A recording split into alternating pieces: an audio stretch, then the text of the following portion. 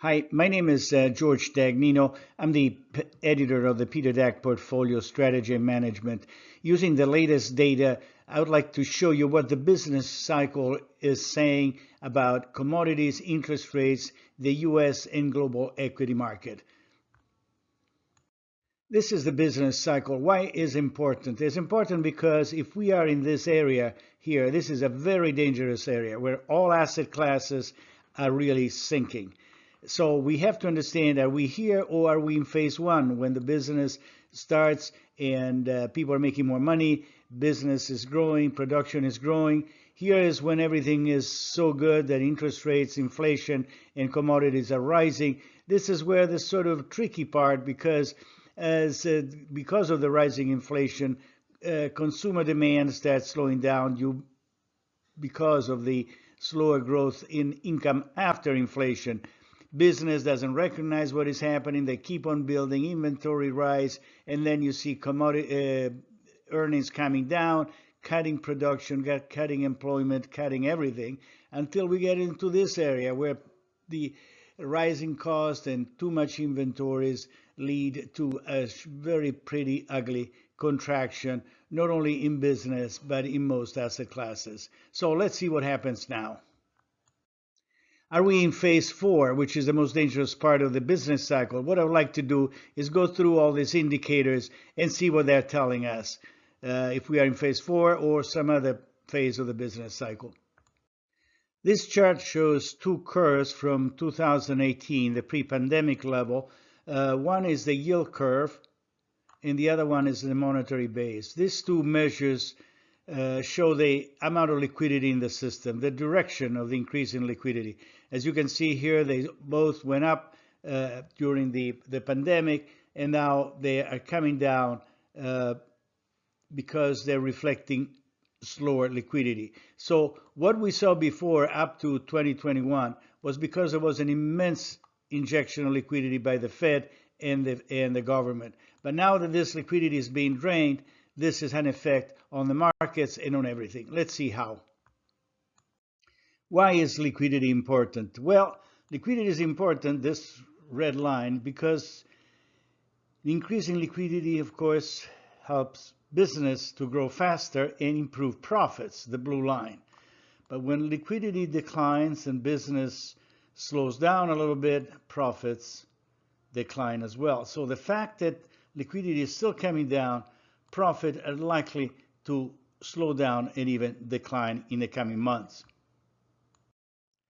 Of course, excessive liquidity leads to inflation. Milton Friedman said that in the 60s with a monetary history of the United States written with Miss Schwartz. And what you see here is inflation, the red line, now 9% plus. But the problem with rising inflation, it also rises cost for business. And this is cost for business, the blue line. That's why profits are coming down. So the fact that inflation is rising is not only bad news for consumers, but it's also bad news for business. Of course, all that liquidity that has been pushed through the economy from the government and the Fed, as we saw in the previous chart, created a lot of inflation. The problem is that the help that the government gave to people now is being taken away with inflation. This chart shows personal income, the red line, and wages, the blue line, after inflation. So what you see here is that all the help that the government has done in this period here, after May 2021, wages and income have declined after inflation. So what we have now is increasing inflation, declining slowdown in profits, and we have also declining in income and declining in wages after inflation. It should come not as a surprise that the fact that people will make less money, of course they buy fewer new home, and new home sales is declining. The problem with that is the new home sales decline reach a peak before a serious economic slowdown, and actually also before a peak in the stock market. This is also confirmed by that decline in the consumer optimism, because rising inflation, as we saw, reduces income. So where you can see consumers are feeling really, really bad, is a multi-decade level as how bad they feel. So this is not good news, because every time you see a sharp decline in consumer optimism, you see really back-to-back recession or deep, deep recessions. But there is another problem that has developed, all this huge increase in liquidity here. The business believed that because of lack of inventory, everybody buying at the same time, there was lack of inventories. So they started building a lot, and industrial production, the red line, started going way, way up there. The growth was very, very strong, around 12, 13, 14%. The problem is that business did not recognize that this big spike in sales was an artificial, created by soaring liquidity. But now, with rising inflation and declining liquidity and slowing down in the economy, as you can see, real sales, that is sales after inflation, are really flat for many, many months. And in the meantime, production keeps on going, still at 4, 5, 6% year-over-year growth. Guess what's going to happen next? That inventories are too high, and that's why some companies are already announcing too much inventories, and followed by sharp stock market prices decline. This is another way of looking at the problem.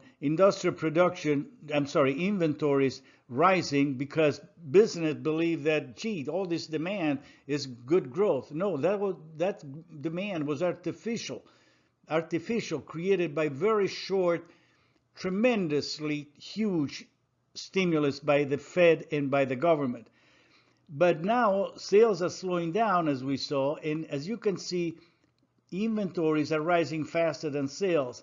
Business is recognizing this, and in fact now production has been declining, and this is why now there is a contraction in the making, and probably a serious one, because all these inventories that is growing at 14-15% historically has been growing at 3-4% after inflation. So this has to decline all the way here, and this means a very sharp manufacturing contraction. What we have seen so far is that the excess liquidity from the stimulus of the 2020 has caused inflation to rise to 9.1%. Of course, this has an impact on consumers. Real income is declining. Wages after inflation have been declining. And of course, retail sales have been slowing down. Business, however, has kept overbuilding inventories at a pace well above, in real terms, well above the norm, the average pace.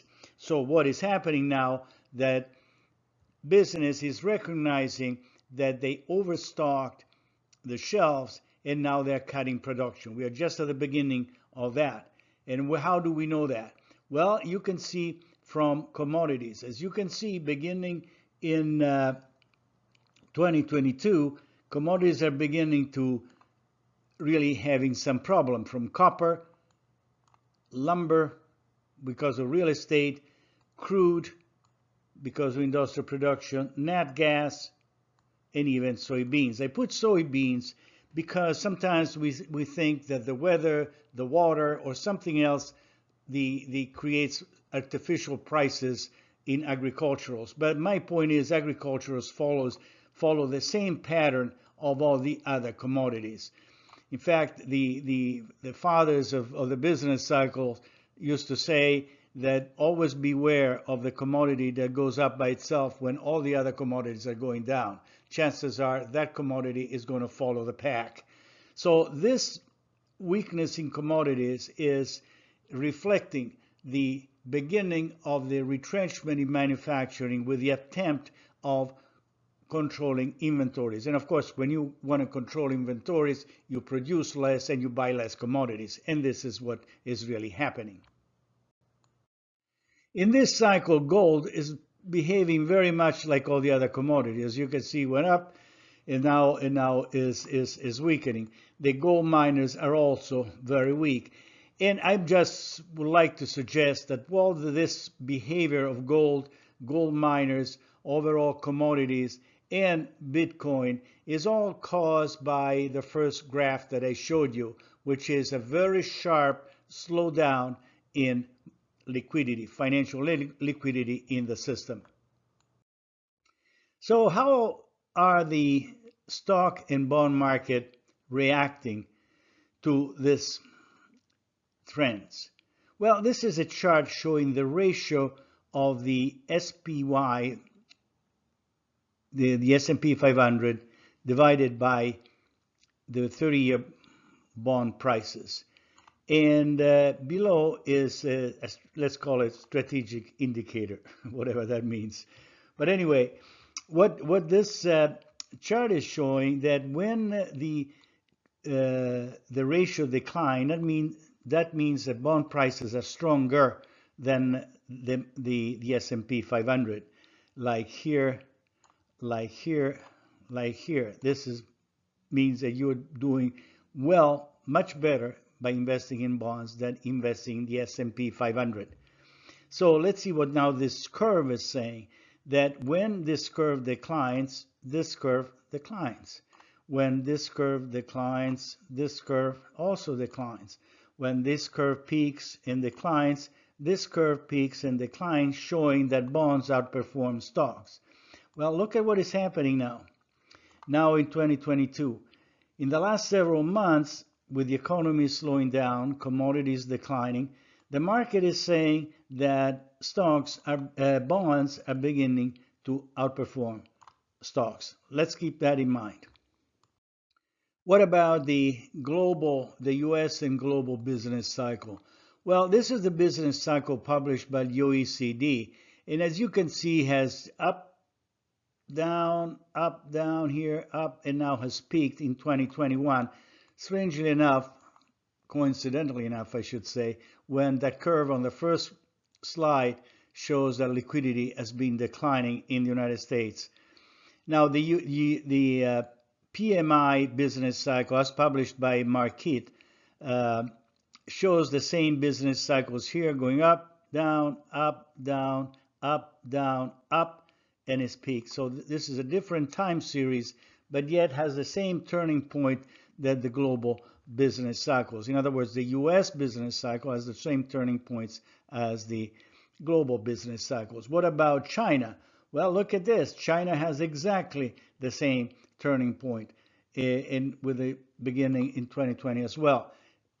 I don't want to bug you with showing other business cycles, which I showed in other videos and on my website, but all the global economies show exactly the same pattern as this one, as this one, as this one, and as this one. Now look at this chart. This chart is unique because it is computed by us using data from market. Every second we print this chart, we show this chart. And so it's market, US-based market data. And look at this trend. This is exactly the same turning point from 2016 up, 2018 down, and went up to 2021, and now is coming down, and showing that the economy is slowing down, as showed in the previous slides.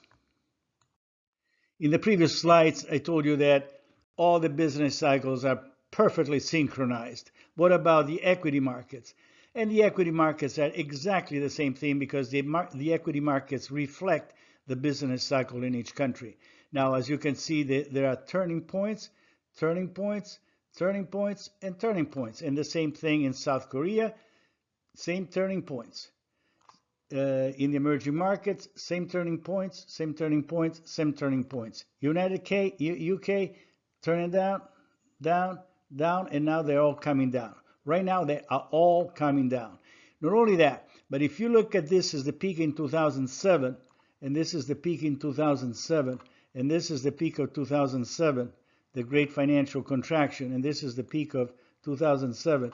All these markets, which are the major markets of the developed economies. Not only the turning points are totally synchronized, so it's basically believing that if you believe in a bear market here, you find a bull market somewhere else in a developed economy. This is probably not a good idea because, as this chart shows, all the major turning points are perfectly synchronized. So where are we in the business cycle? Well, ideally, we should be here. This is when inventories are low, commodities have declined at a very low level, inflation is declining, real income and real wages are increasing, and sales consumer optimism is rising from very low levels. What we are seeing instead is that in production, by the way, is improving because business wants to rebuild inventories. And of course, interest rates have been coming down quite a bit. So what we see here instead is that we have inventories are still rising. Inflation is still rising. These are two major things. Business costs, we saw the labor costs are still rising. Profits are still coming down, and of course, profits are coming down. So here we are still trying to readjust. What we need to see is inflation to come down, interest rates to come down, and commodities to come down. Only at that point we are going to be in the conditions where consumers feel better and they will start buying, and sales start improving, and production will start rebuilding inventories. But we are still somewhere in this area here. It's going to take a little more contraction to take care of all the excesses that unfortunately were created by the tremendous stimulus of 2020 by the Fed and US government. Well, I hope you enjoyed this presentation. I try to give you my best, and I'll update you later on in the next few days or weeks when new data become available. Thank you for listening, and I'll see you really soon. Take care. Bye-bye.